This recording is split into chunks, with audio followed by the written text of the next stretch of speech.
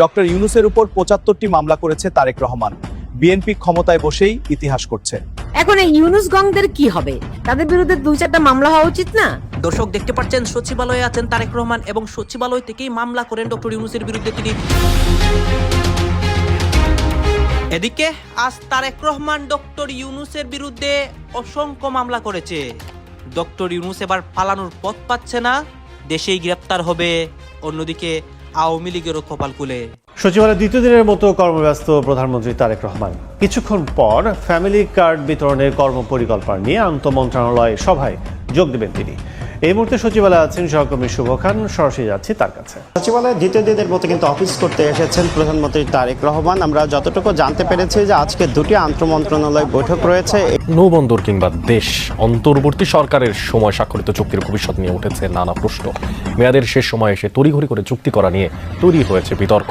যেই সময়টা স্বাক্ষরিত হয়েছিল সেটা শুধুই কেবল একটি ডকুমেন্ট ছিল, এটার কোনো আইনি ভিত্তি ছিল না। আমরা তো পরিষ্কার বলেছি আমরা একটা আইনি ভিত্তি চাই। ত্রয়োদশ জাতীয় সংসদ নির্বাচনের ফলাফল বাংলাদেশের রাজনীতির সমীকরণকে বদলে দিয়েছে।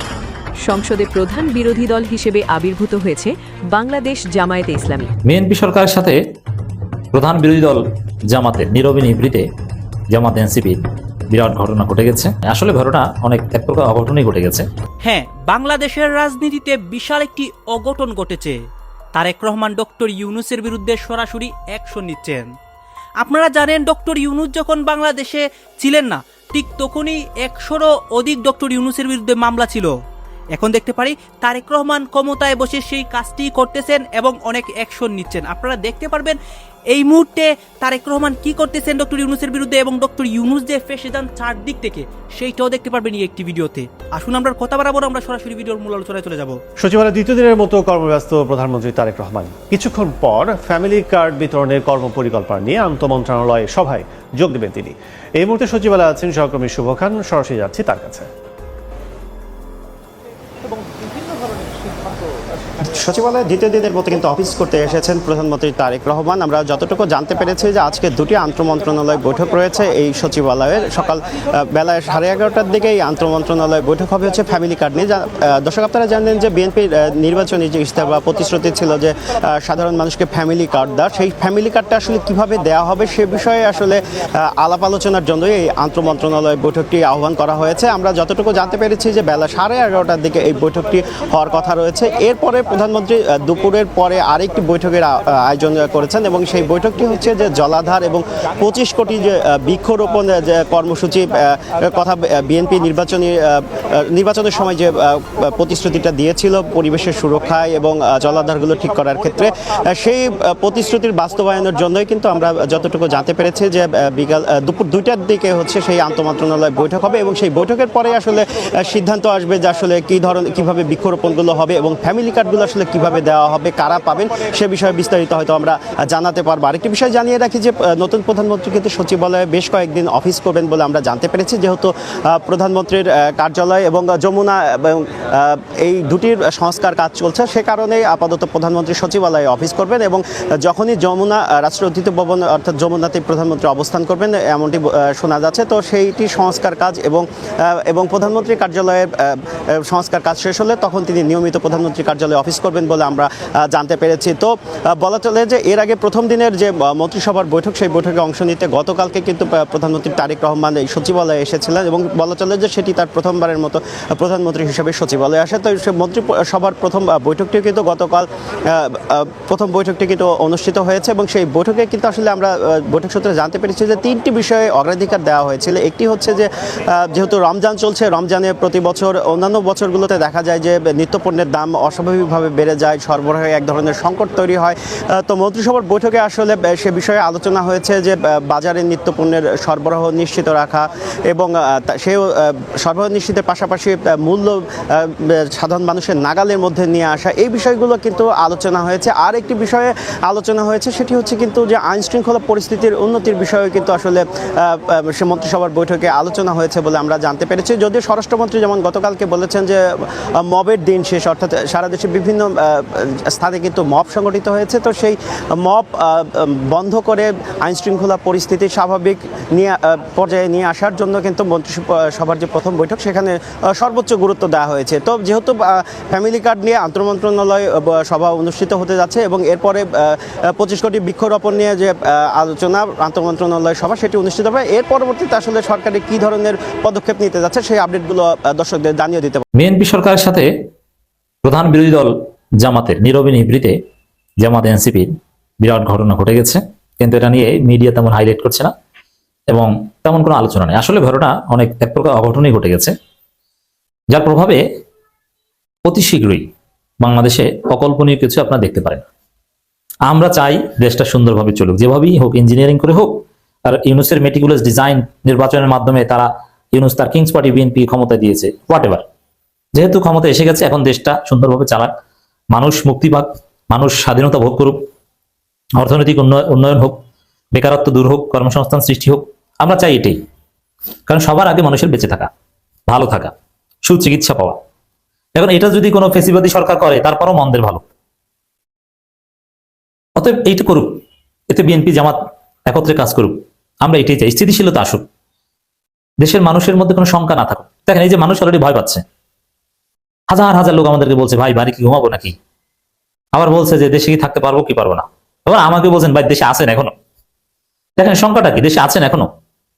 এর মানে ভেবেছিল যে বিএনপি ক্ষমতা এসেছে, সে আগের মতো ফেসিবাদ বিরোধী দলের লোকজন যারা বিএনপি সমালোচক তারা থাকতে পারবে না, অতএব তুমি লন্ডনে চলে যাও, অলরেডি মনে হয় গেছে, এটা ভেবেছিল অনেক। এই যে সংখ্যা, এটা দূর করুক, সবার জন্য একটা সেফ বাংলাদেশ হোক, ইউনুসের আমলে যেরকম সবাই স্বাধীনতা উপভোগ করতো এরকম হোক, সেটা প্রত্যাশা করি। কিন্তু ঘটনা কিন্তু উল্টো দিকে যাচ্ছে, বাতাস উল্টো দিকে বইছে। যে সুবাতাস বইতে শুরু করেছিল সেই সুবাতাস অন্যদিকে মোড় নিচ্ছে। তো দর্শক, বিশেষ করে বিএনপি শপথ গ্রহণের দিনেই একটা আকাম ঘটিয়ে দিয়েছে। এই আকামের ফল রাজনীতিতে দীর্ঘমেয়াদী। এখন এই আকাম নিয়ে যদি মিডিয়াগুলো আগেই বিএনপি দখল করেছিল, যদি মিডিয়াগুলো স্বাধীন থাকতো, মিডিয়াগুলো যদি বিএনপির দালাল না হতো, তাহলে এতদিনে হাউকাউ লেগে যেত বাংলাদেশ।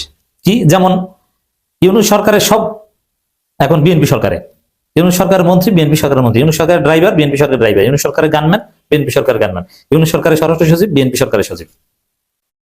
তো এই যে কাজটা, এই যে যা আপনারা দেখছেন, এটার বিরুদ্ধে কোনো কথা বলতে নেই, কোনো মিডিয়া কলাম নাই, কিচ্ছু না। এই যে খলিলুর রহমান পররাষ্ট্রমন্ত্রী হয়েছে, এটা নিয়ে তোলপাড় শুরু হওয়ার কথা, বাংলাদেশে একটা বিরাট উত্তেজনা লেগে যাওয়ার কথা, অথচ কিছুই না, চুপচাপ। তো মিডিয়া দখল করতে পারলে কি ঘটে, কিভাবে কি আকাম করে বাঁচা যায় দেখছেন। যেমন বিএনপির লোকজন কাউকে খুন করলো বলে যে বিএনপির বিরুদ্ধে খুনের অভিযোগ অথবা কথিত অভিযোগ, অথচ খুন করে ফেলেছে। আর এই ঘটনা অন্য কেউ পারলে তখন সরাসরি অমুকের হাতে অমুক খুন। এই হচ্ছে মিডিয়াগুলোর চরিত্র। তো মিডিয়াগুলোর দালালির কারণে প্রকৃত অবস্থা যে অঘটন ঘটেছে অলরেডি, বিশেষ করে বিএনপি জুলাই সনদ অনুযায়ী সংবিধান সংস্কারের শপথ নিল না, যেটা সুস্পষ্টভাবে জুলাই গাদ্দারি, জুলাইয়ের সাথে গাদ্দারি। এবং খলিলুর রহমানকে পররাষ্ট্রমন্ত্রী বানানো, শুধু খলিলুর রহমানকে নিয়ে আলোচনা হচ্ছে, কিন্তু আরো অনেক রহমান ইউনুস সরকার জাস্ট বিএনপিতে রূপ নিয়েছে। একদম ড্রাইভার থেকে শুরু করে এই সচিবালয় যারা চালাতো আমলারা, এরা সব গুরুত্বপূর্ণ, সব বিএনপির দখলে ছিল। এটা ভুল পারসেপশন ছিল অনেকের মধ্যে যে বিএনপি দখল করেছে, এটা না জেনে বলতো। আমরা আগেও প্রতিবাদ করতাম, এখনো বলি, এখন তো স্পষ্ট হয়েছে। ত্রয়োদশ জাতীয় সংসদ নির্বাচনের ফলাফল বাংলাদেশের রাজনীতির সমীকরণকে বদলে দিয়েছে। সংসদে প্রধান বিরোধী দল হিসেবে আবির্ভূত হয়েছে বাংলাদেশ জামায়াতে ইসলামী। ফলে জামায়াতের আমির ডক্টর শফিকুর রহমান এখন বাংলাদেশের বিরোধী দলীয় নেতা, অর্থাৎ লিডার অফ দ্য অপোজিশন। এবং চমক হিসেবে জুলাই বিপ্লবের আইকন ও ছাত্র প্রতিনিধি নাহিদ ইসলাম হয়েছেন উপবিরোধী দলীয় নেতা, অর্থাৎ deputy leader of the opposition. অনেকের মনে প্রশ্ন, এই পদগুলো কি শুধুই নামমাত্রই, নাকি এর সাথে রাষ্ট্রে দেওয়া বিশাল ক্ষমতা ও সুযোগ জড়িত আছে? বাংলাদেশের আইন অনুযায়ী বিরোধী দলীয় নেতা একজন পূর্ণমন্ত্রী, অর্থাৎ ফুল মিনিস্টার, এবং উপনেতা একজন প্রতিমন্ত্রী, অর্থাৎ স্টেট মিনিস্টার। এর মর্যাদা ও সুযোগ সুবিধা লাভ করে থাকেন। আজকের পর্বে আমরা পাই টু পাই হিসেব করব ডক্টর শফিকুর রহমান এবং নাহিদ ইসলাম রাষ্ট্রের কাছ থেকে কি কি প্রোটোকল, বাড়ি, গাড়ি এবং স্টাফ সুবিধা পেতে যাচ্ছেন। চলুন রাষ্ট্রীয় প্রোটোকলের এই তালিকাটি দেখে নিই। প্রথমে আসা যাক বিরোধী দলীয় নেতার কথায়। Leader of the opposition and deputy leader of the opposition act অনুযায়ী ডক্টর শফিকুর রহমান এখন একজন পূর্ণমন্ত্রীর সমান মর্যাদা ভোগ করবেন। বাংলাদেশের ওয়ারেন্ট অফ প্রেসিডেন্স বা রাষ্ট্রীয় পদমর্যাদাক্রম অনুযায়ী প্রধানমন্ত্রীর পরেই স্পিকার, তারপরেই প্রধান বিচারপতি এবং তারপরেই মন্ত্রীদের অবস্থান। অর্থাৎ প্রোটোকলের দিক থেকে তিনি রাষ্ট্রের অন্যতম শীর্ষ ব্যক্তি। তিনি যখন কোনো রাষ্ট্রীয় অনুষ্ঠানে যাবেন তখন তাকে মন্ত্রীর মতোই সম্মান জানানো হবে। সংসদে তার আসন থাকবে প্রধানমন্ত্রীর ঠিক বিপরীত দিকে, স্পিকারের বাঁ পাশের প্রথম সারিতে। বিরোধী দলীয় নেতা হিসেবে ডক্টর শফিকুর রহমান ঢাকায় একটি সুসজ্জিত সরকারি বাসভবন পাবেন। সাধারণত মিন্টু রোড বা হেয়ার রোডের কোনো একটি আলিশান বাংলো তার জন্য বরাদ্দ থাকবে। এই বাড়িগুলোর বৈশিষ্ট্য হল ভাড়া ও রক্ষণাবেক্ষণ। এই বাড়ির কোনো ভাড়া তাকে দিতে হবে না। বাড়ির ফার্নিচার, এসি, ফ্রিজ সব কিছু রাষ্ট্র বহন করবে। বিদ্যুৎ, গ্যাস, পানি এবং টেলিফোন বিল সব কিছু রাষ্ট্রের। বাড়ির গেটে থাকবে 24 ঘন্টা পুলিশের পাহারা। ডক্টর শফিকুর রহমান যদি এই সরকারি বাড়িতে না থেকে নিজের বাসায় থাকেন, তবুও সরকার তাকে বাড়ি ভাড়া বাবদ একটি মোটা অঙ্কের ভাতা প্রদান করবে। রাস্তায় বের হলে ডক্টর শফিকুর রহমানের গাড়িতে এখন উড়বে বাংলাদেশের লাল সবুজ পতাকা। আইন অনুযায়ী তিনি একটি সরকারি গাড়ি, সাধারণত পাজেরো জিপ বা হাই অ্যান্ড সিডান কার পাবেন। গাড়ির সামনে স্ট্যান্ডে জাতীয় পতাকা থাকবে, যা রাষ্ট্রীয় ক্ষমতার প্রতীক। গাড়ির তেল খরচ এবং ড্রাইভিংয়ের বেতন রাষ্ট্র পরিশোধ করবে। তিনি যখন ঢাকার বাইরে বা ভিতরে মুভ করবেন তখন প্রয়োজন অনুযায়ী পুলিশের এসকর্ট বা প্রোটোকল পাবেন, যাতে জ্যামে আটকে না থাকতে হয়। একজন বিরোধী দলীয় নেতার পক্ষে একা এসব কাজ করা সম্ভব নয়, তাই রাষ্ট্র তাকে এক বিশাল বহর ব্যক্তিগত স্টাফ প্রদান করে থাকে।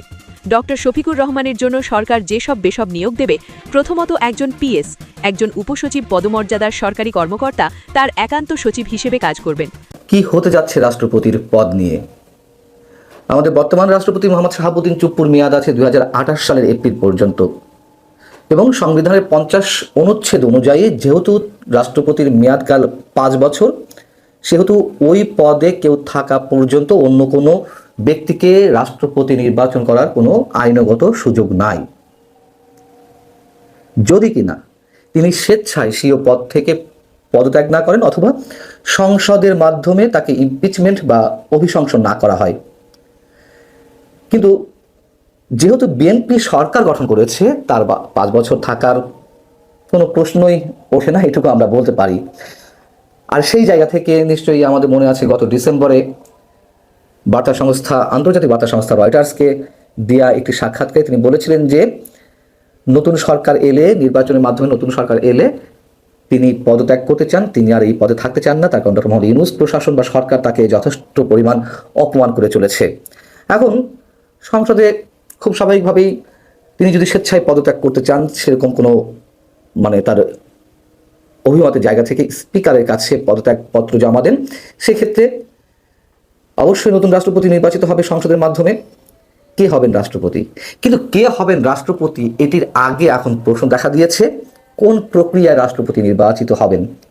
যেহেতু সংসদ সদস্যদের মতামতের ভিত্তিতে যদি একাধিক ব্যক্তি এই পদে থাকেন প্রতিদ্বন্দ্বিতা করার মতন, এখন প্রশ্ন হচ্ছে যে কোন প্রক্রিয়ায় রাষ্ট্রপতি নির্বাচন করা হবে। আমরা জানি যে বর্তমান সংবিধান অনুযায়ী সংসদ সদস্যদের সংখ্যাগরিষ্ঠতার, এখন প্রশ্ন হচ্ছে কোন প্রক্রিয়ায় রাষ্ট্রপতি নির্বাচন করা হবে। বর্তমান সংবিধান অনুযায়ী খুব স্বাভাবিকভাবেই সংসদ সদস্যদের ভোটে নির্বাচিত হবেন রাষ্ট্রপতি যদি একাধিক ব্যক্তির নাম প্রস্তাব আকারে এই পদে আসে, আর যদি একজনই থাকেন তাহলে তিনি বিনা প্রতিদ্বন্দ্বিতায় নির্বাচিত হবেন। কিন্তু যেই জুলাই সনদ অনুযায়ী বিতর্কটা এর মধ্যে উঠেছে যে বর্তমান সংসদ সদস্যরা কি সংবিধান সমস্যা পরিষদের সদস্য হিসেবে শপথ নেবেন কিনা। জামাত এবং এনসিপি সদস্যরা শপথ নিয়েছেন, 2টি শপথই নিয়েছেন, কিন্তু বিএনপি একটি শপথ নিয়েছে। কিন্তু প্রশ্ন হচ্ছে কোন প্রক্রিয়ায় রাষ্ট্রপতি নির্বাচন করা হবে। বর্তমান সংবিধান অনুযায়ী সংসদ সদস্যদের সংখ্যাগরিষ্ঠ ভোটেই রাষ্ট্রপতি নির্বাচিত হবেন যদি কিনা একাধিক ব্যক্তি এই পদে প্রতিদ্বন্দ্বিতা করেন, আর যদি একজনই থাকেন তিনি বিনা প্রতিদ্বন্দ্বিতায় হয়ে যাবেন। কিন্তু জুলাই সনদ অনুযায়ী এই সংসদে একটি উচ্চকক্ষ এবং বর্তমান সংসদ নিম্নকক্ষ আকারে থাকার কথা, এবং 2 কক্ষের অর্থাৎ জাতীয় সংসদ এবং উচ্চকক্ষ যেটি গঠিত হবে, এই 2 হাউজের সদস্যদের মতামতের ভিত্তিতে রাষ্ট্রপতি নির্বাচন করা হবে। কিন্তু সেটি করতে গেলে তো আগে সংবিধান সমস্যা করতে হবে। এখন এটি নিয়ে তো তুমুল বিতর্ক চলছে। এক ধরনের প্রতিযোগিতা শুরুই হয়ে গেছে। বিএনপিকে মুনাফিক বলা হচ্ছে, আর বিএনপি বলছে যে না, সংবিধান সংস্কার পরিষদের সদস্য হিসেবে শপথ নেওয়ার কোনো সুযোগ নেই, সংবিধান সংস্কার করা যেতেই। দর্শক, আপনারা তো দেখলেন এখানে কি কথা হচ্ছে। অনেকেই কিন্তু অনেক কথা বলতেছে, অনেকে আলোচনা করতেছে, অনেকে সমালোচনা করতেছে দেশের বিভিন্ন অবস্থা এবং পরিস্থিতি নিয়ে। বিশেষ করে এখানে আমরা দেখতে পাচ্ছি যে আজকে তারেক রহমানের প্রথম সে সচিবালয়ের দ্বিতীয় দিনের মতো অনেক কার্যক্রম করতেছে এবং দেশের রাজনীতির প্রেক্ষাপটে অনেক ঘটনা ঘটছে। গাইজ, এই বিষয়গুলো দেখে এবং দেশের রাজনৈতিক প্রেক্ষাপটগুলো নিয়ে আপনাদের মন্তব্য কি? আপনাদের গুরুত্বপূর্ণ মন্তব্যটা অবশ্যই আপনারা আমাদের কমেন্ট বক্সে লিখে যাবেন। আর হ্যাঁ, তখন আপনাদেরকে আমরা যা কিছু দেখিয়েছি সব কিছু আমরা সোশ্যাল মিডিয়া থেকে সংগ্রহ করেছি। এখানে আমাদের নিজস্ব কোনো মন্তব্য নেই বা আমাদের নিজস্ব কোনো সিদ্ধান্ত নেই। সর্বশেষ আপনাদের কাছে আমাদের একটা রিকোয়েস্ট থাকবে, আপনারা আমাদের চ্যানেলের নতুন দর্শক হয়ে থাকলে চ্যানেলটি সাবস্ক্রাইব করবেন এবং পাশে থাকা বেল বাটনটি বাজাবেন যাতে করে নেক্সট ভিডিওটা সবার আগে আপনাদের কাছে পৌঁছে যায়। ধন্যবাদ।